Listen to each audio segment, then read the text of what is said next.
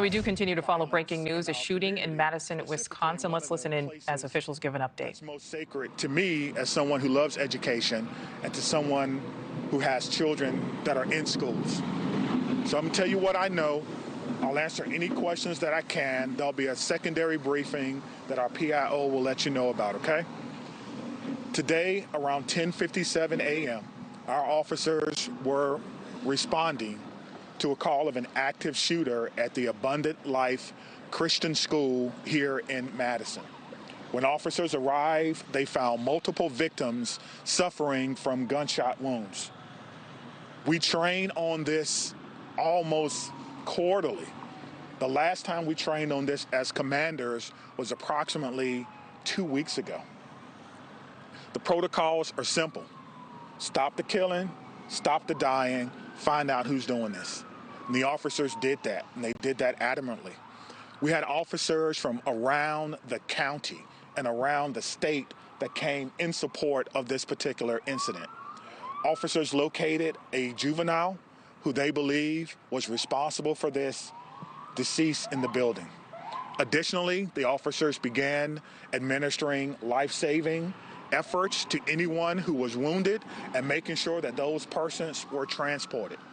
What we know is that a total of about 7 persons were transported from this scene to area hospitals for treatment. We know that at least 3 people have lost their lives, including a juvenile person. I don't have any other information about those persons who have lost their lives, and I'm not going to release that until we have, of course, spoken with family members and ensuring that they are fully aware of this tragic, tragic scene that occurred today. I want to thank all of the law enforcement partners and community members that came out to help, our friends at the ATF.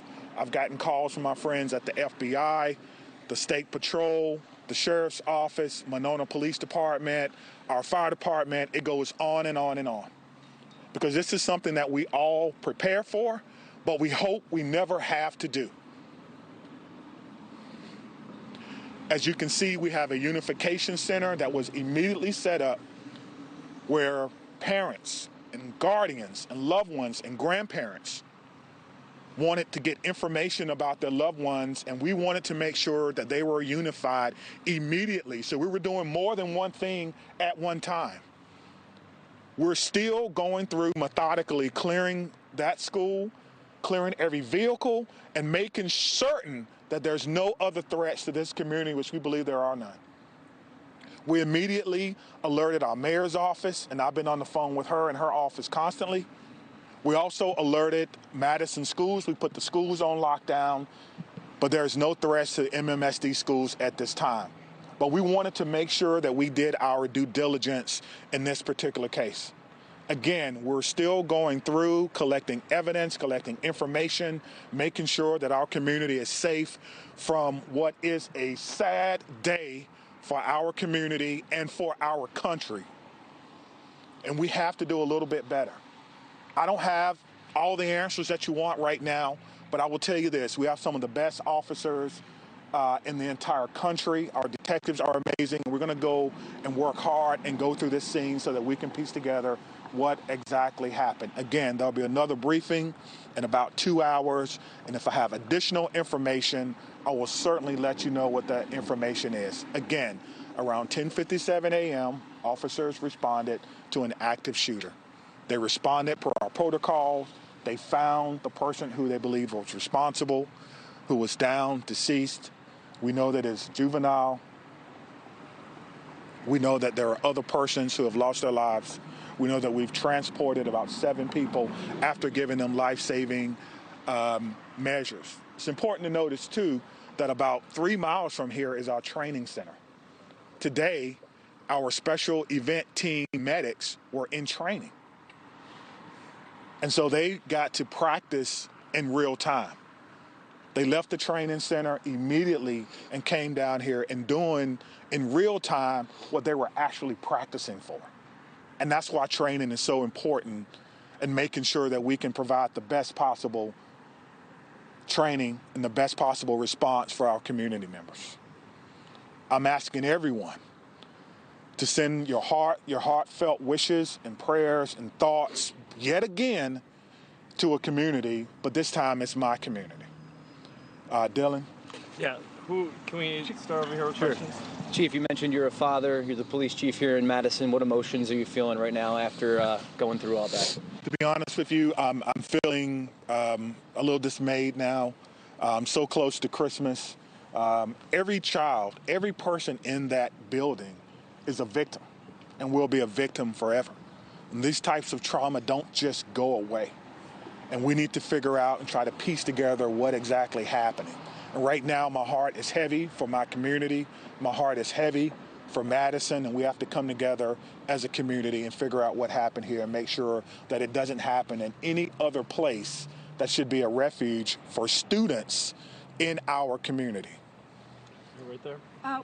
What sort of gun-related policies, if any, were in place at the school, and did the school have metal detectors? I'm not aware that the school had metal detectors, nor should schools have metal detectors. It's a school, it's a safe space. So I don't know. Again, it is a private Christian school. It is not under the authority of MMSDs, and that is something that we'll have to look into. Chief, of the 7 victims, how many are students? How many are teachers? I'm not going to give any information about who the victims are, whether they're students, staff, or parents, because we need to make sure that we can notify people. I think that's the most important thing before we go any further. But police they never fired their weapons. That is correct. Correct. Let's follow I don't know if it's a male or female, but the police department did not fire their weapons. Thank you. Scott. Are there 3 fatalities you mentioned, including the suspected shooter? That's correct. Yes, sir.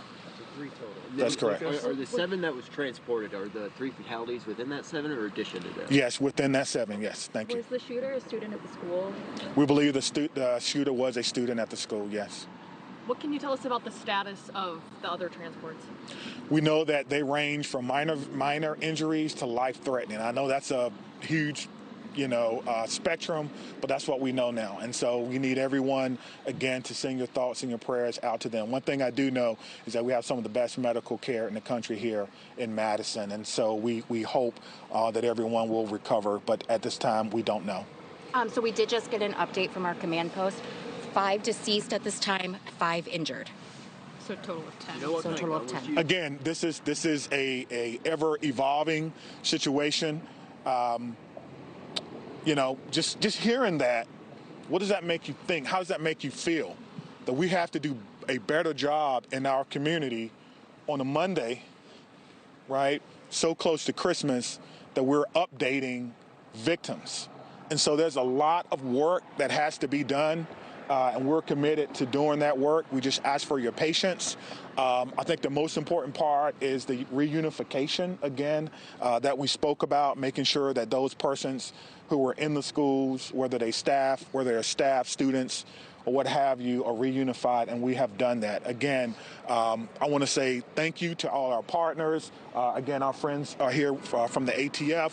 They're going to help us. I heard the question about the gun. I don't know yet, which is why we have a great partnership with the ATF that will help us determine the origin of this gun and where it happened. So I'm going to leave it at that, and we will have another press conference. Stephanie has the location. We're doing 2:30 at Fire Station 14 in their community room. 2:30, Fire Station 14. Steph, can you confirm the 5 who are dead? Does that include the shooter? That does include the shooter. Are the victims students, teachers, a mix? Yeah, again, we're not going to talk about that until we notify all the families that may be involved. Again, this is an ever evolving situation, and we're trying to figure it out. What did you say, man? Has the school been cleared? Are all the students out of the school? The school has been through a secondary clearing. We're doing another one now with the help of bomb dogs, just in case. We want to clear vehicles and things of that nature. So we're going to take our time, and we're going to go through, and we're going to do everything that we can. So thank you very much, and we'll see you soon. Okay? Thank you. Fire Station 14. Thanks for watching. Go to joinnn.com to find News Nation on your screen. And don't forget to click the red subscribe button below to get more of News Nation's fact-driven, unbiased coverage.